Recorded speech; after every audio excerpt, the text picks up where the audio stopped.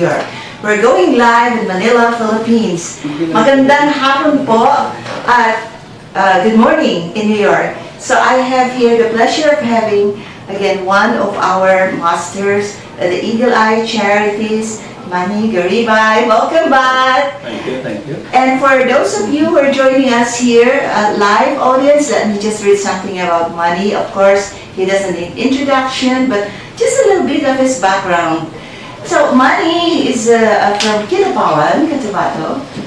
No, I was born there, but we keep moving from place to place. So I would say I don't really have a clear memory of my childhood in Kinapawan, but spent more time in Davao, my younger years before we moved to Manila eventually. Oh, okay. So we got that cleared out. All right. And Manny is a graduate of UP Fine Arts, but maybe what you didn't know is he's holding the degree of Masters of Divinity from OMSC in New Jersey. And he has a book that's called Where God Is. You know, I'm still trying to get hold of a copy of that book. I'm still trying to get an order for that book. Now, Manny is also in charge of the athletics group, Artletics. Is this an organization of an artist? It's more of a program, or at the moment we're concentrating on providing art residency with mentorship for young artists. So it's a 2-month program designed primarily to assist young artists in their path towards becoming full-fledged artists. Oh, this is the Linangan Residency? Yeah, it is. Okay, so that's his latest baby, the Linangan Residency. Alright, so for this afternoon, tonight, we are going to talk about something that is in tune with everybody. Do you know how so many artists we have here? We have tens of thousands of artists. So what we're going to talk about tonight is the future of contemporary arts. So, ang lawak, no? The subject is so big.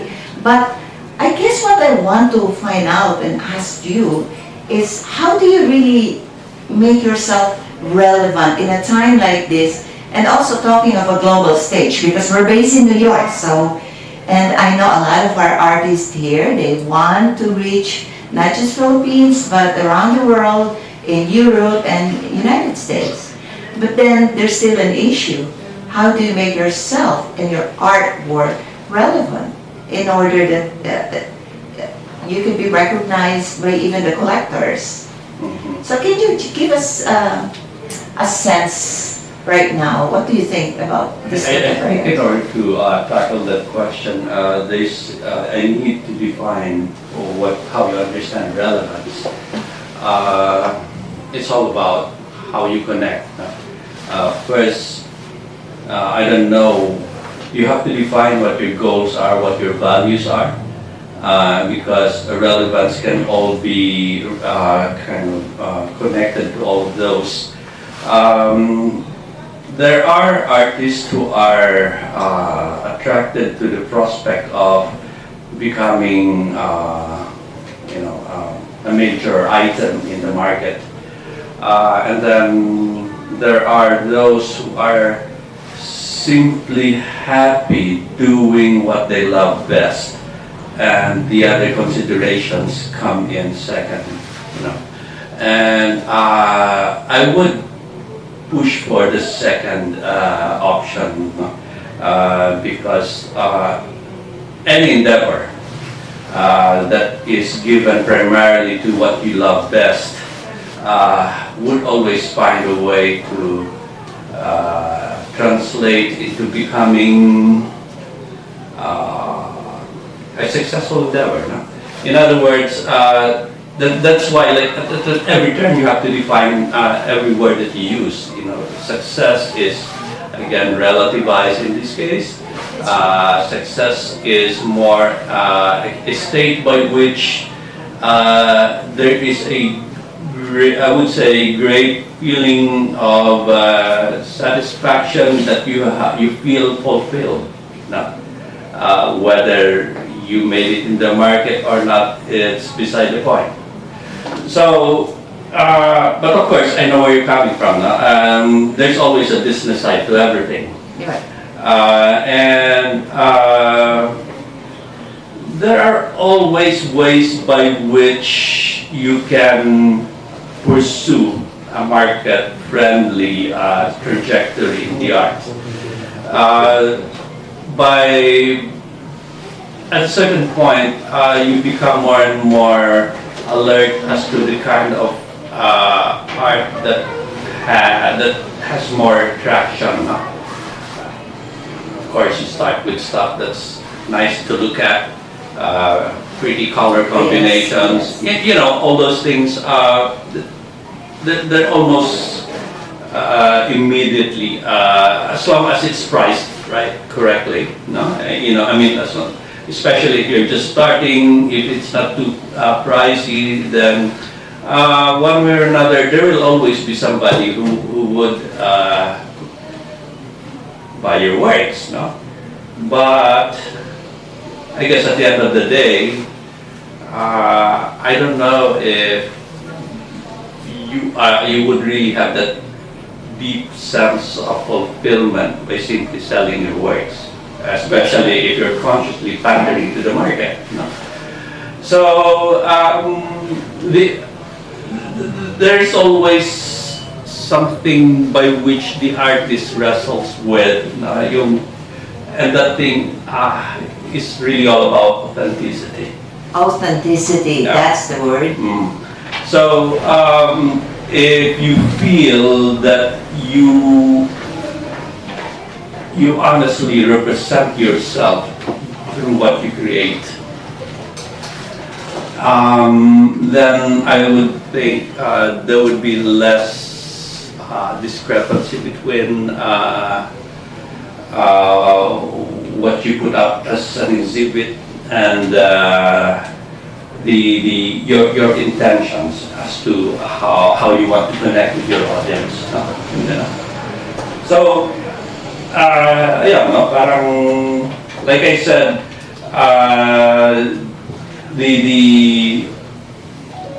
the confirmation of a sale as a result of people liking your works,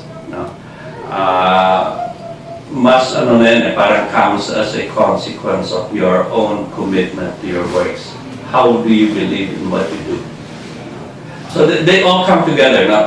You believe in what you do, that's why you love what you do, that's why you keep doing what you do. And you enjoy doing it, yes. actually. So that's what you call passion.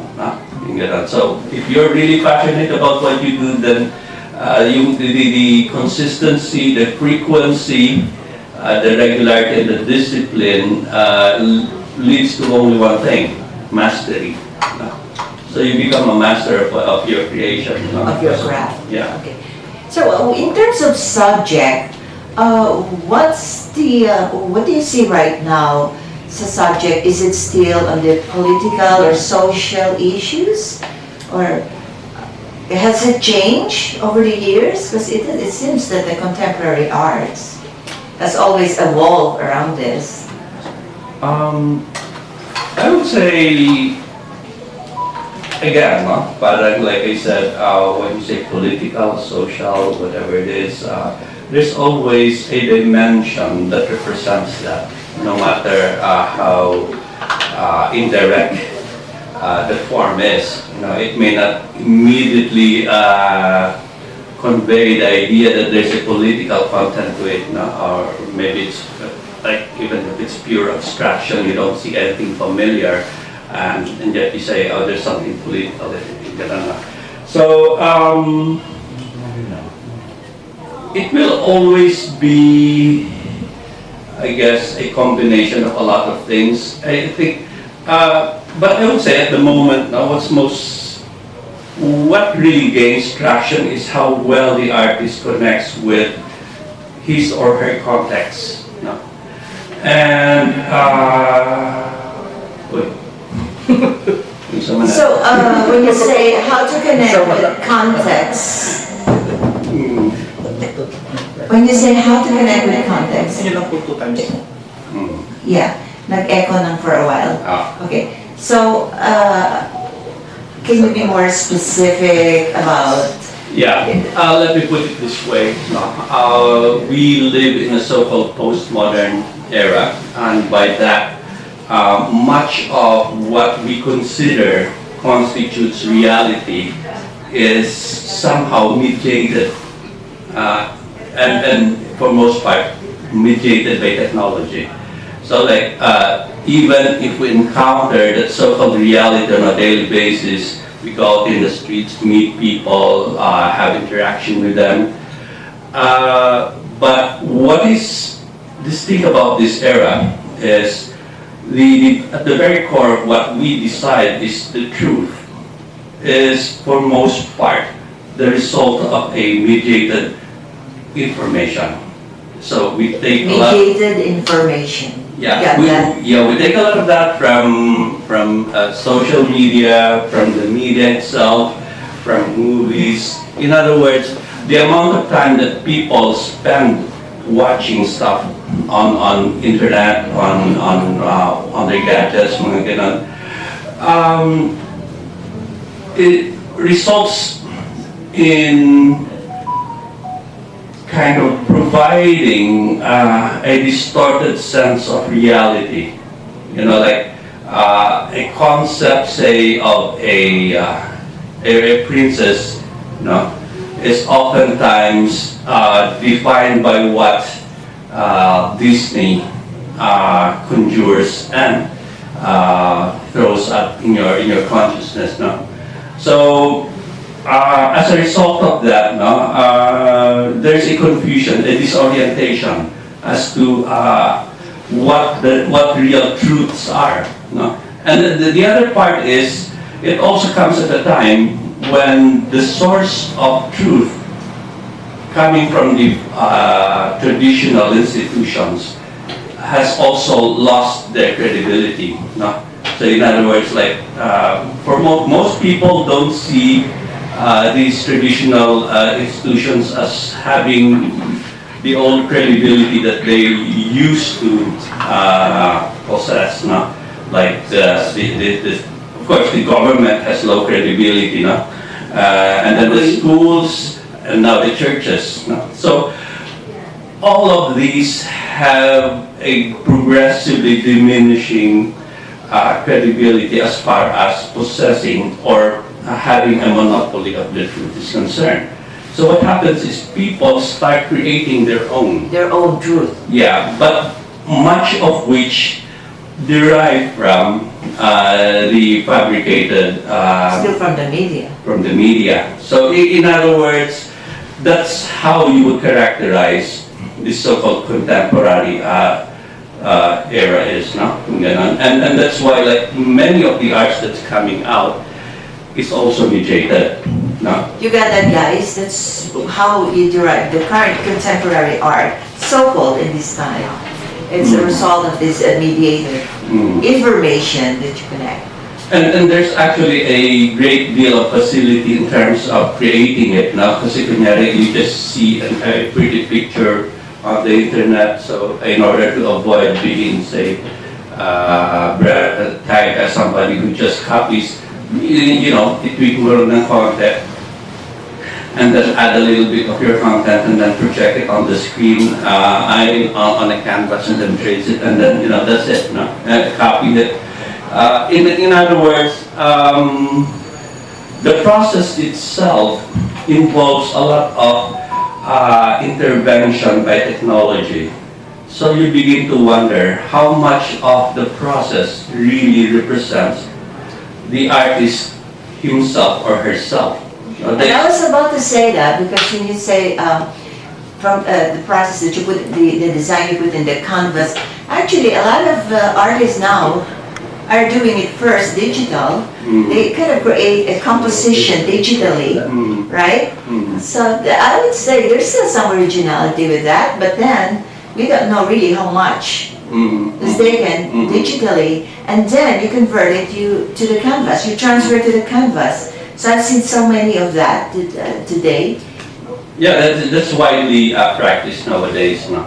I guess that's why there's always a question of, like, maybe degrees by which the artist is there, partly there, or entirely into it. No?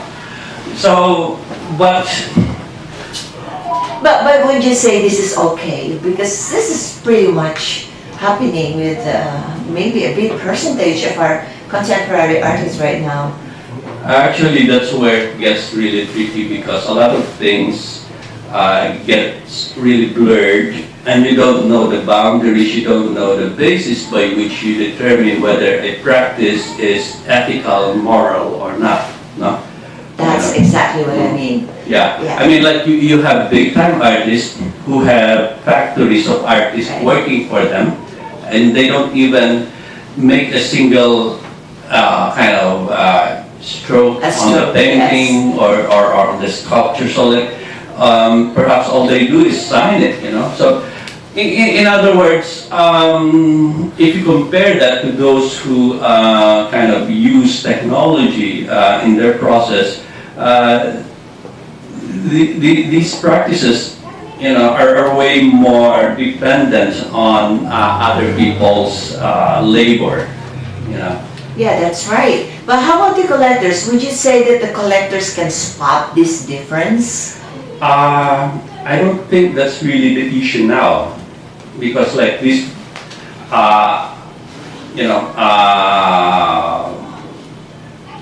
how would what label should I give? Big time? You know, artists, they're so big, it doesn't really It matter. doesn't really matter as long as because- it's signed by the artist. And that's the other issue now, because like, Yes. they have become brand names, you know. So it's really, the collectors are into it because they see it as a brand. And that's the other area where things really get fuzzy, no? You don't know, you have no idea what the demarcations are, or are there still demarcations as to what that determines what is authentic, what is moral, what is ethical, no? In other words, it is probably seeking some kind of clarity. You know, maybe perhaps we are going towards the end of another art period, and maybe perhaps it's sort of going towards The future contemporary. something that kind of latches the truth to a singular kind of universal, almost absolute, I guess, kind of, I mean, modern used to be grounded on the universality and the absolute authority of science. No? Postmodern challenged that, and then everything kind of just. But science is pretty much part of art. Well, as far as some courses are concerned, but the point is, science is no longer the basis by which the truth is defined. In fact, truth has become so dissipated that you don't know. I mean, everything becomes suddenly so relativized, you know, and sometimes it doesn't even matter at all, you know. So, I don't know, perhaps it might go to something like that, because there's like, I think it's nature, or human nature to hold on to something that provides a more cohesive kind of anchor, no? You know, instead of just everything floating around. No. So what do you foresee in the near future what contemporary art will look like? Kasi right now, like you blend digital art as maybe as a kind of composition, and then you go to your canvas and actually create it on your canvas. So we've seen a lot of this, and now as we go in the near future, what do you foresee that's going to be any different? I see there's a lot of struggle on among artists especially as humans. They wrestle with their own humanity, and there's a lot of introspection going on in terms of like, am I authentically representing my humanity through my creations by employing all this, technological intervention, or what is it that I need to be truly reconnected to my humanity? So we're trying to wrestle with that question as well, no? And what we're doing is we're taking it to places that is less affected by the intervention, the influence of technology. I'm talking about the regions, the provinces, where much of the old values somehow are still intact, where some of the old ways of living are still very much the way by which people live their lives.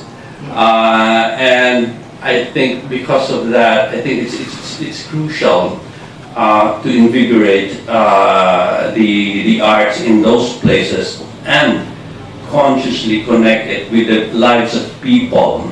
So in other words, the kind of art I foresee that would be more grounded, that would be more based on people's lives, in the context of their lives, would have to be immersed in people's lives, because to me, I think that's where that so-called authenticity in our humanity is more real. Yeah. So in a nutshell, and I want to ask you this one question. I know we can go on and on and on discussing when Garibay is here, it's different. So how do you, with tens and thousands of artists, how do you really distinguish yourself? I know you have this authenticity, but if you think of a certain direction, how do you distinguish yourselves from these tens and thousands of artists around you? I think one has to start with oneself now. The difficulty of trying to make it is everyone's trying to be like everyone else. So in other words, there's this... That's the number one fault, not to be everyone else. Yeah, because everyone tries to seek validation from outside. So when you do art and you want others to approve it, then that's, I would say, you're starting on the wrong foot already. That's a really good point, guys. Yeah, because like ultimately, being an artist is actually learning how to love yourself. Just like that. I mean, you know the song. Agree, totally. And you guys can ask your quick question before we let Mr. Garibay go, okay? Kasi